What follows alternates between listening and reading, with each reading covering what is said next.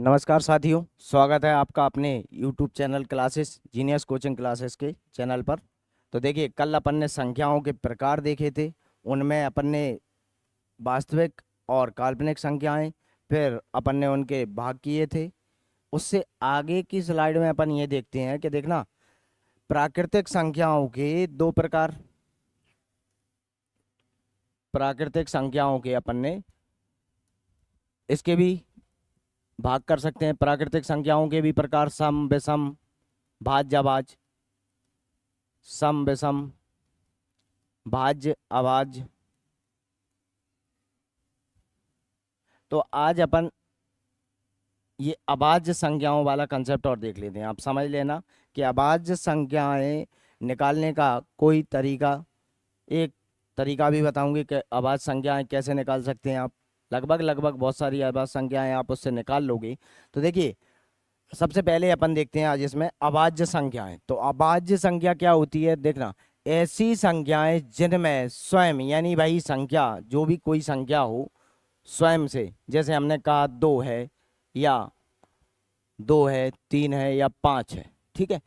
स्वयं और एक के अलावा, स्वयं और एक के अलावा किसी अन्य संख्या का भाग नहीं जाता, अभाज्य संख्याएं कहलाती हैं। अब देखिए, जैसे दो में एक से जाएगा और स्वयं दो से जाएगा, इसके अलावा किसी अन्य संख्या से नहीं जा रहा।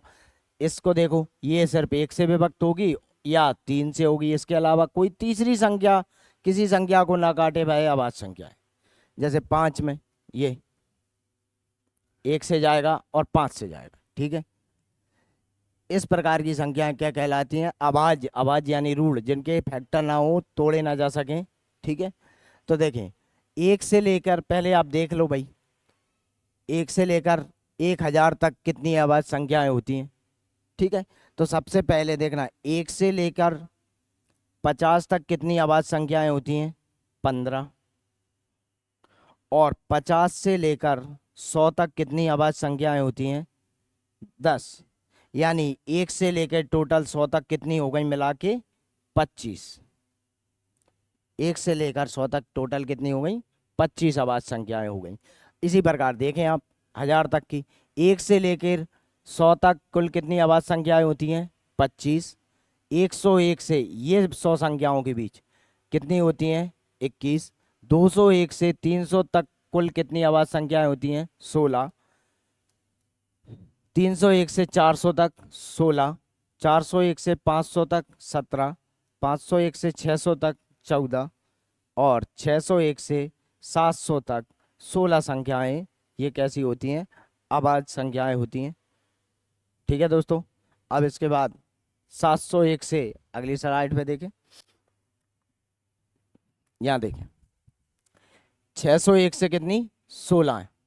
601 से 700 तक कितनी हो गई? 16 है। 701 से 800 तक कितनी होती हैं? 14। 801 से 900 तक कुल अभाज्य संख्याएं कितनी होती हैं? 15। 901 से 1000 तक कुल कितनी होती हैं? 14। इस प्रकार यदि आप इन सभी को जोड़ोगे यहीं से, कुल कितनी संख्याएं आती हैं निकल के? 168। तो एक से लेकर, कहां से? एक से लेकर 1000 तक कुल कितनी अभाज्य संख्याएं आ जाती हैं? इस प्रकार अपनी 168 अभाज्य संख्याएं होती हैं। अब देखिए, कुछ और पॉइंट हैं इसमें कि दो एकमात्र सम अभाज्य संख्याएं हैं, यानी एकमात्र ऐसी अभाज्य संख्या है जो अभाज्य होने के साथ साथ कैसी है? सम भी है। दो सम होती है। इसके बाद, दो के बाद जो भी मिलेंगी, 3, 5, 7, 13, 11, 13, ये सभी कैसी होंगी? दो के बाद सभी कैसी होंगी? विषम होंगी। सिर्फ एकमात्र अभाज्य संख्या कैसी है? एक अभाज्य संख्या नहीं है। फिर एक क्या है? एक ना तो भाज्य होता है, एक जो है ना तो भाज्य होता है, ना अभाज्य संख्या है। ना भाज्य ना अभाज्य,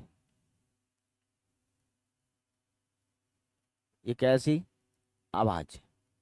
ना तो यह भाज्य होता है ना अभाज्य होता है। देखो, फिर वही बात कह दी, दो के अतिरिक्त समस्त अभाज्य प्राकृतिक संख्याएं विषम संख्याएं होती हैं, यानी विषम प्राकृतिक संख्याएं होती हैं, ठीक है। पाई एक अपरिमेय संख्या है, अपरिमेय समझ रहे हो? जैसे अपन ने कल बात की थी कि भाई पाई का कौन सा मान अपरिमेय, ये वाला 22/7 का ये वाला मान, ये पी अपॉन क्यू के फॉर्म में इसको व्यक्त नहीं कर सकते आप। इसके बाद ये शांत नहीं हुआ, आगे लगातार ये मान अभी पता नहीं है कितने आगे तक जा रहा है, जिसे हम पी अपॉन क्यू के रूप में ना लिख पाए। बाह्य संख्या कैसी होती है? अपरिमेय। और ये देखो 22/7 तो ये परिमेय मान है ना, पी अपॉन क्यू के फॉर्म में है ना ये 22/7। इस मान को तो आप क्या कह देते हैं? परिमेय, और इस मान को कह देते हैं अपरिमेय। ठीक है, लगभग मान है ये। पाई का कैसा मान है? लगभग मान है, यानी अभी तक पूरा भाग नहीं हुआ है उसमें, वास्तविक मान नहीं है, यानी पूरा पूरा नहीं करता ये। किसी भी अभाज्य संख्या के वर्ग में 24 से भाग देने पर शेष 1 प्राप्त होता है, केवल 2 व 3 को छोड़ के। ये भी अभाज्य संख्या है। किसी भी किसी भी अभाज्य संख्या के वर्ग में 24 से भाग दें तो देखें, आपने कहा 2 और 3 को छोड़ के 25 का वर्ग कितना होता है? 5 का वर्ग कितना होता है? 25। इसको आप 24 से भाग देंगे तो कितना शेषफल आएगा? रिमाइंडर 1 आएगा। ठीक, आपने अगली कौन सी होती है? 7, इसका वर्ग किया तो कितना हो जाएगा? 49। और इसको आपने 24 से भाग दिया, 24 दूनी 48, रिमाइंडर कितना आया? 1। फिर इसके बाद कितनी होती है अभाज्य संख्या? 11। 11 का वर्ग कितना होता है? 121।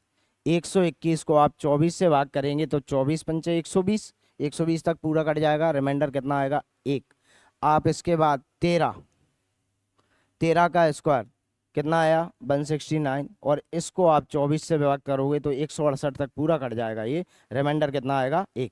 यानी सिर्फ 2 और 3 को छोड़कर बाकी किसी भी अभाज्य संख्या का वर्ग करोगे, उस वर्ग में यदि 24 से भाग दोगे तो हमेशा क्या मिलेगा? शेषफल 1 शेषफल मिलेगा।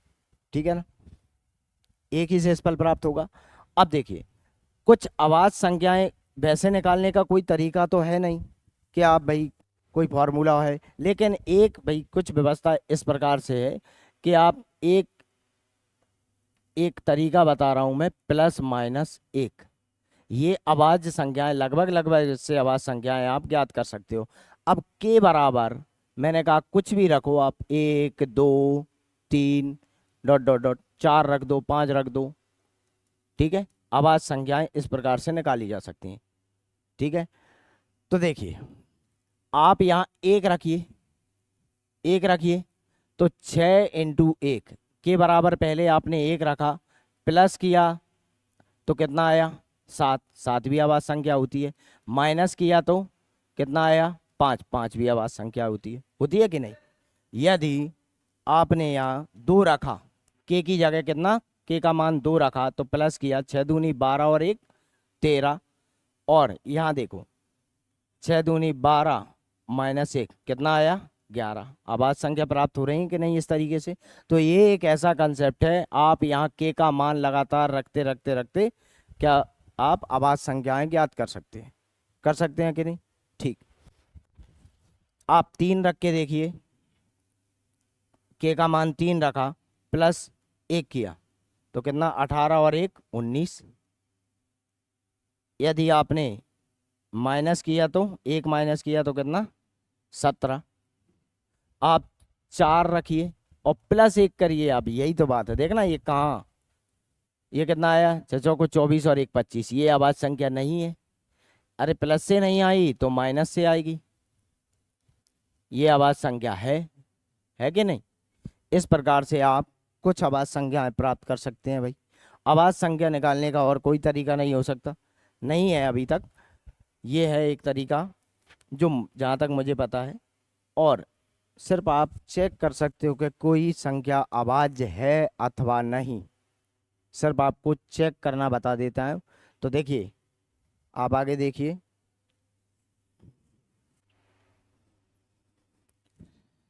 देखिए कि भाई जांच कीजिए 173 अभाज्य है अथवा नहीं।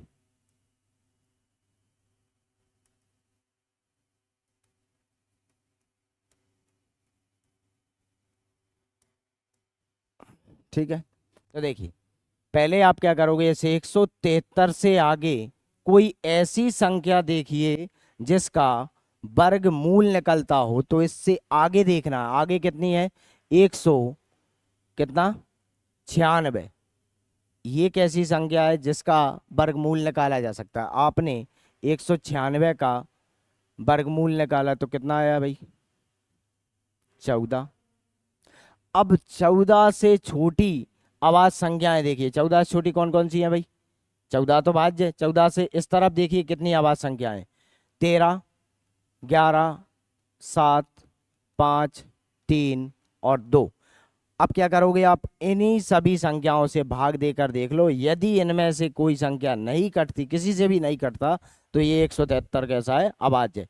तो ये 173 देखो, ना तो 2 से कट रहा है, ना 3 से, 5 से, किसी से नहीं कट रहा, यानी 173 कैसी संख्या है, अभाज्य संख्या है। ठीक है।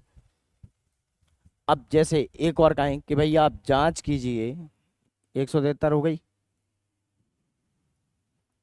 देखिए 341 जांच कीजिए अभाज्य है अथवा नहीं।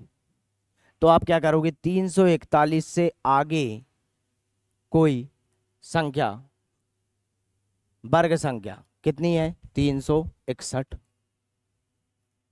कितनी है, 361, जो कि किसका वर्ग होती है, 19 का। अब 19 से छोटी जितनी भी, 19 से छोटी ही लोगे, 19 से छोटी कौन सी, 17, 13, 11 और 7, 3, 5 और 3 और 2। अब आप इसको भाग करके देखिए, किसी संख्या से यदि यह कट जाती है तो यह भाज्य है 341, और नहीं कटेगी तो कैसी है, अभाज्य है। ये अभाज्य और भाज्य जांच करने का एक तरीका है। ठीक है। इसके साथ देखिए कुछ कंसेप्ट है।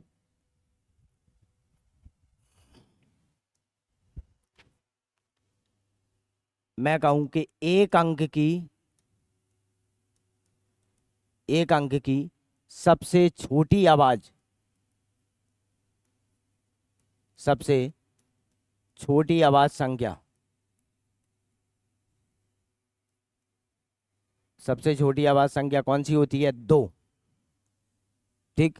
और एक अंक की सबसे बड़ी,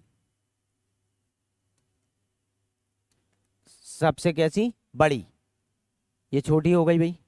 एक अंक की सबसे बड़ी अभाज्य संख्या कौन सी होती है भाई, 7।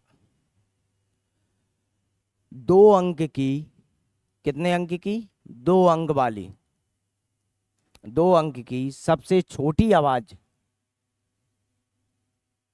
2 अंक की सबसे छोटी आवाज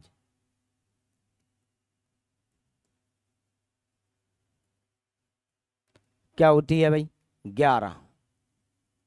2 अंक की सबसे छोटी आवाज कौन सी हो गई, 11। 2 अंक की सबसे बड़ी आवाज संख्या,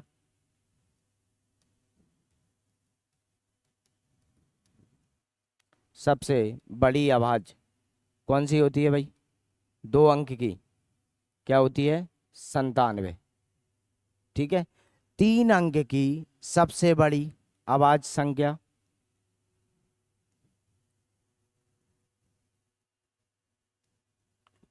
3 अंक की सबसे बड़ी अभाज्य संख्या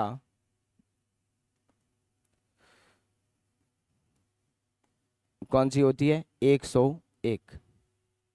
और 3 अंक की सबसे बड़ी लिख दिया, 3 अंक की सबसे छोटी होगी, 3 अंक की सबसे छोटी और 3 अंक की सबसे बड़ी अभाज्य संख्या कौन सी होगी, सबसे बड़ी अभाज्य संख्या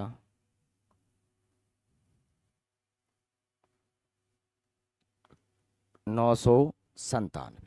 ठीक है। आप कुछ ये जानकारी हैं, आप इनको याद रख सकते हैं। ठीक है। ये आभाज्य संख्याओं के बारे में जानकारी थी। ठीक है। आभाज्य संख्या आप इस तरीके से निकाल सकते हो, क्या कि भाई 6 के प्लस माइनस 1, प्लस से या माइनस से। ठीक है। आप इस प्रकार से आभाज्य संख्याएं ज्ञात कर सकते हो। आभाज्य संख्या की जांच कर सकते हो किस तरीके से भाई वो आभाज्य संख्या है अथवा नहीं है। ठीक है साथियों। इसके बाद अपन कल अगले क्लास में देखेंगे विभाजकता के नियम और उससे संबंधित कुछ सवाल। ठीक है। तो बहुत बहुत धन्यवाद साथियों।